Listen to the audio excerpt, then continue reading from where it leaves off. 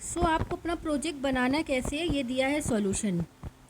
First page आपको cover page बनाना है। कवर पेज में स्कूल का नाम, अपना नाम, submitted by, submitted to, serial number, ये सारी चीज़ें लिख लेनी है। और वो लिखने के बाद फिर एक्नॉलेजमेंट लिखना है।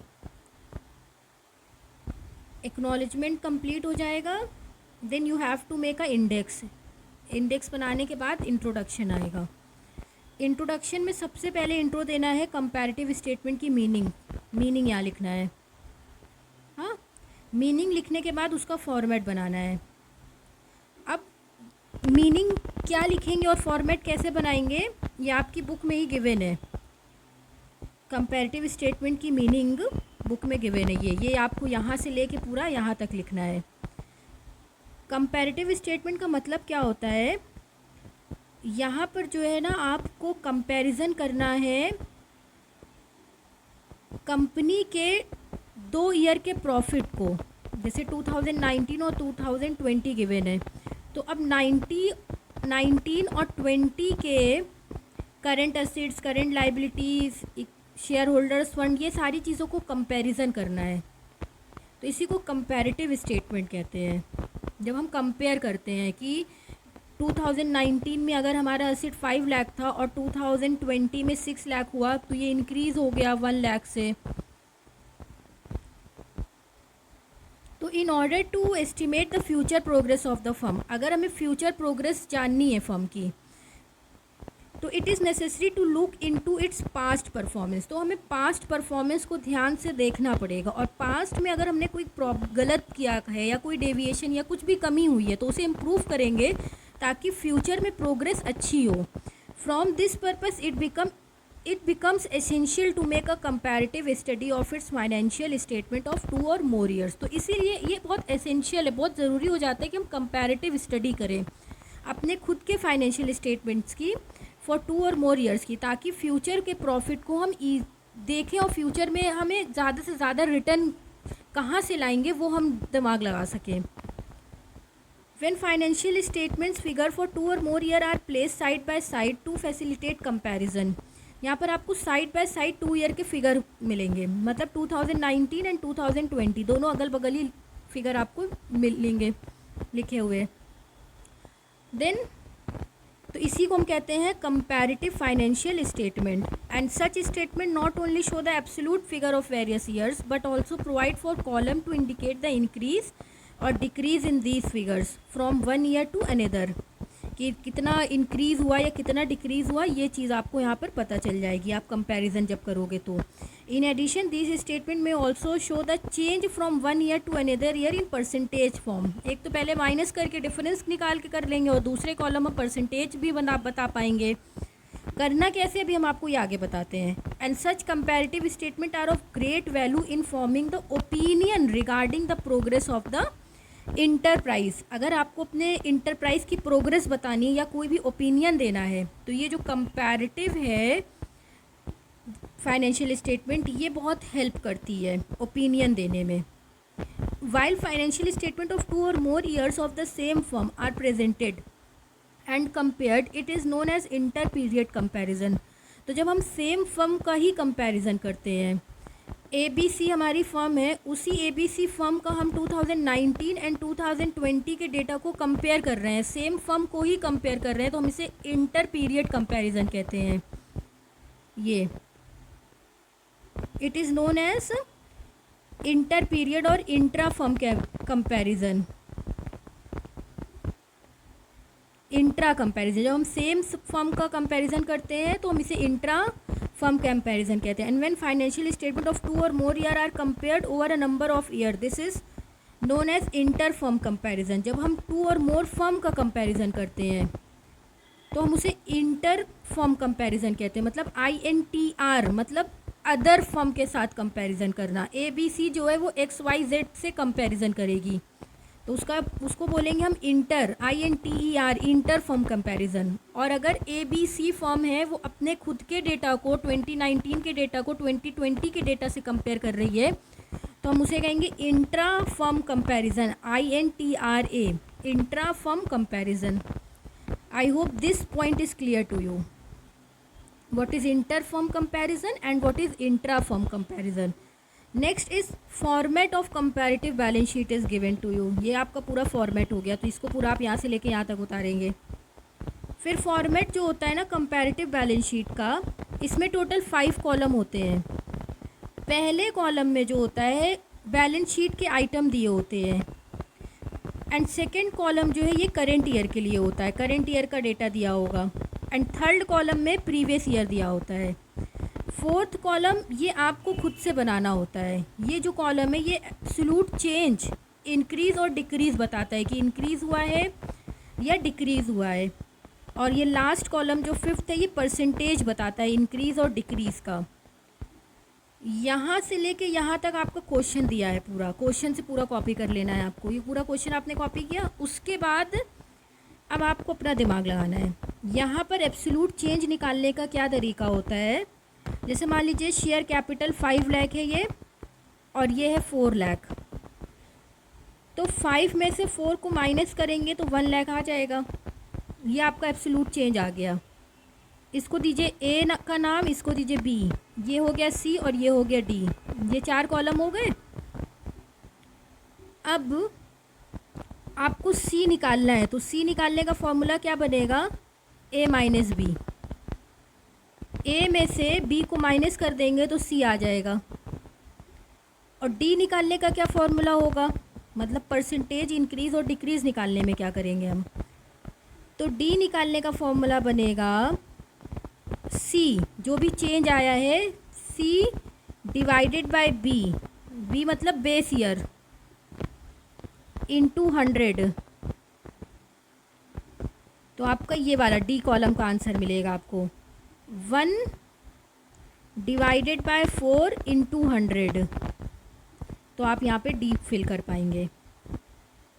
तो इसी तरीके से आपको ये पूरा कंप्लीट करना है.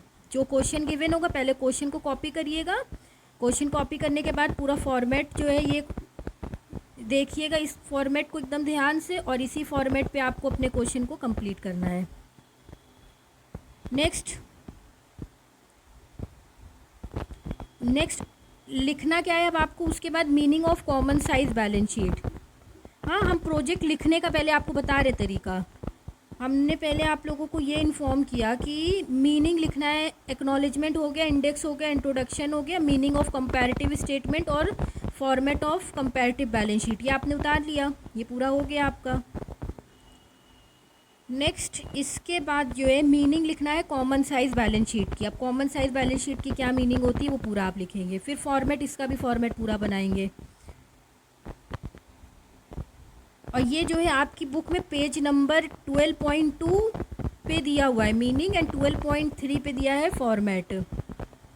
ये format of common size balance sheet, इसमें भी टोटल आपके हो गए. फर्स्ट कॉलम में बैलेंस शीट के आइटम को कॉपी करना है. सेकंड कॉलम में असेट्स एंड लायबिलिटीज़ जो गिवन है उसे लिखना है. थर्ड कॉलम में, सेकंड कॉलम में करेंट ईयर के असेट्स एंड लायबिलिटीज़ को लिखना है. थर्ड कॉलम में प्रीवियस ईयर के असेट्स एंड लायबिलिटीज़ को लिखना है. फोर्थ कॉलम में परसेंटेज जो इंक्रीज़ हुआ है या डिक्रीज़ हुआ है करेंट ईयर में वो लिखना है.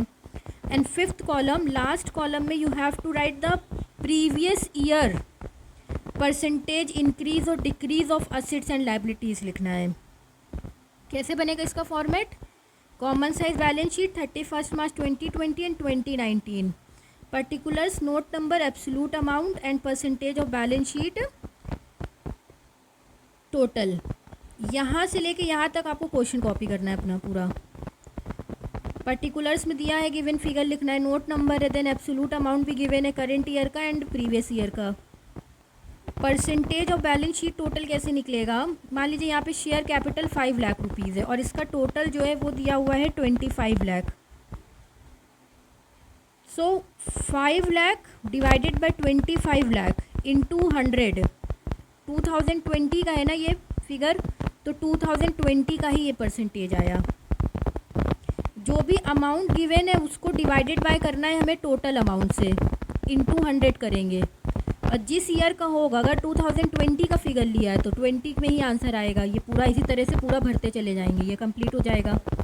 नेक्स्ट सेकेंड पॉइंट में क्या करना है हमें, 2019 में सेम टू सेम 2019 में इनका फिगर लिया हमने, इनका फिगर ले लिया। मान लीजिए ये है शेयर कैपिटल 4 लाख का, डिवाइडेड बाय किया और ये टोटल है इसका 20 लाख। तो 4 lakh divided by 20 lakh into 100, तो 2019 के फिगर से ये पूरा फॉर्मूला लगा किया, तो यहाँ पे परसेंटेज डाल दिया। जो भी अमाउंट है डिवाइडेड बाय टोटल इंटू 100 जब कवर करते हैं तो हमारा ये परसेंटेज आ जाता है। तो कॉमन साइज़ बैलेंस शीट बनाने का यही फॉर्मेट है। इसी तरीके से common size balance sheet prepare की जाती है। ये आपकी कंप्लीट हो गई कॉमन साइज़ बैलेंस शीट, आपने लिख लिया, पूरा फॉर्मेट बन गया। नाउ ये आपका इतना पार्ट कंप्लीट होने के बाद करना ये है आपको फिर क्वेश्चन लिखना है, मतलब केस स्टडी आए ना, केस स्टडी डाल के क्वेश्चन उतारना है पूरा। जो सेकंड पेज पे हमने क्वेश्चन लिखा है ना, जब भी डिस्कस किया था आरपी लिमिटेड का पूरा question, same as it is पूरा क्वेश्चन कॉपी करना है। यहाँ पर क्वेश्चन कॉपी हो जाएगा। क्वेश्चन कॉपी करने के बाद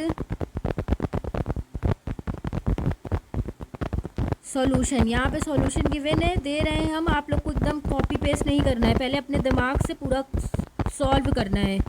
सॉल्व करने के बाद देन यहाँ से रीचेक करना है आपको खाली कि जो आपने किया है वो सही है कि नहीं। RP limited comparative balance sheet as at 31 March 2020 and 2019, particulars note number 2020 and 2019। यहाँ तक पूरा क्वेश्चन उतार लिया सारा फिगर। अब ये आपको कॉलम का नाम लिखना है एब्सोल्यूट चेंज, इंक्रीज और डिक्रीज, देन परसेंटेज इंक्रीज और डिक्रीज लिखना है। ये लिखने के बाद जो है यहाँ पे नाम दे दिया ए बी सी और डी का, ताकि एक फॉर्मूले में आ जाएगा तो हमें करने में आसानी होगी। ए बी सी डी का नाम दे दिया। अब सी कॉलम में अमाउंट कैसे डालेंगे, ए में से बी को माइनस कर देंगे तो सी का आंसर आ जाएगा।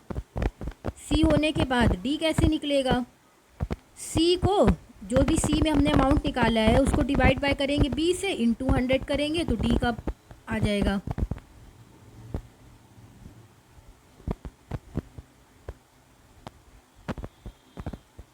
ये कर लिया आपने, इसको पूरा चेक करना है। देन कमेंट आपको डालना है। ये कमेंट के बाद, कमेंट किस तरीके से हम लिखेंगे, यहाँ पे जो हमारा ये फिगर दिख रहा है इस हिसाब से हमें कमेंट करना है कि 2019 में हमारा शेयर कैपिटल 7,50,000 था, 2020 में 9 लाख हुआ, तो ये इंक्रीज़ हुआ। कितना इंक्रीज़ हुआ, 20% इंक्रीज़ हुआ।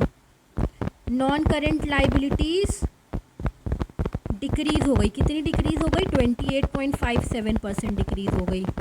नॉन करेंट असेट्स डिक्रीज़ हुआ, कितना डिक्रीज़ हुआ, 17.28%। करेंट असेट्स में क्या है, इंक्रीमेंट हुआ है, कितने का, 25% का। And according to this you have to write the comment. The analysis of the above comparative balance sheet give the following conclusions। क्या conclusions निकल के आया, पहला, current asset have increased by 1,65,000 that is 25% increase हुआ है। फिर उसके बाद परचेज कर लिया है current assets, was financed partly by the issue of new shares and partly by increase of reserve. इन सारी चीज़ें हमारे पास आई थी तभी हमने करंट असेट्स को परचेज किया। एंड डिक्रीज़ हुआ है हमारा नॉन करंट असेट जो है वो कम हुआ है। लास्ट में third point, share capital increment हुआ है, शेयर कैपिटल में भी 20% का, तो it has made the financial position strong. जब शेयर कैपिटल बढ़ा मीन्स कि इन्वेस्टर्स हमारी कंपनी से और जुड़े हैं, तो फाइनेंशियल कैपिटल स्ट्रॉन्ग हो गई है हमारी। At last reserves have increased by 75,000 that is 50% increase हुआ है। While reflecting the increase in profit, it has also made the financial position of the company strong. And it made the financial position of the company strong because reserve increase हुआ है। तो reserve increase होने का मतलब है कि जो profit है वो कंपनी का हुआ, तो कंपनी ने उस प्रॉफिट से ही कुछ पैसा बचा के अपने पास रख लिया, उसी को हम रिज़र्व का नाम देते हैं। तो जब रिज़र्व रखा है तो इसका ही एक ही मतलब हो सकता है कि कंपनी की जो फाइनेंशियल पोजीशन है वो स्ट्रॉन्ग हुई है। After that you have to prepare a bar diagram, क्योंकि क्वेश्चन में मेंशन था सबसे पहले बैलेंस शीट बनानी थी, देन आपको उसको डायग्राम के थ्रू डिपिक्ट करना था। तो बैलेंस शीट बनाने के बाद कमेंट भी दे दिया, कमेंट के बाद आप डायग्राम बना रहे हैं। RP limited comparative balance sheet as on 31 March 2020 and 2019। On OX axis you have to make a graph. इधर आपको लिखना है OY एक्सिस पे increase in relation to year 2019 and on इधर नीचे जो है decrease in relation to year 2019। Increment और डिक्रीमेंट दोनों हुआ है। यहाँ पे क्वेश्चन में चेक करते हैं, ये देखिए ये इंक्रीज़ है, ये इंक्रीज़ है, और जो नेगेटिव का आंसर है वो डिक्रीमेंट शो कर रहा है। ये डिक्रीमेंट हुआ है, डिक्रीज़ हुआ है, ये भी डिक्रीज़ हुआ है, ये भी डिक्रीज़ है। इसी चीज़ को ग्राफ के फॉर्म में प्रेजेंट कर रहे हैं। तो यहाँ से लिख लिया 0, 10, 20, 30, 40, 50 टिल 100 तक बनाया। शेयर कैपिटल 20% इंक्रीज़ है, 50% रिजर्व एंड सरप्लस इंक्रीज़ है। Then non current liabilities decrease है, तो नीचे आ गई, ये माइनस में हो गए फिगर, यहाँ माइनस लगा लीजिएगा साइन। फिर करेंट लाइबिलिटीज़ भी डिक्रीज़ है, नॉन करेंट एसेट डिक्रीज़ है, एंड करेंट एसेट्स क्या है, इंक्रीज़ हुआ है। ये पूरा कंप्लीट करना है।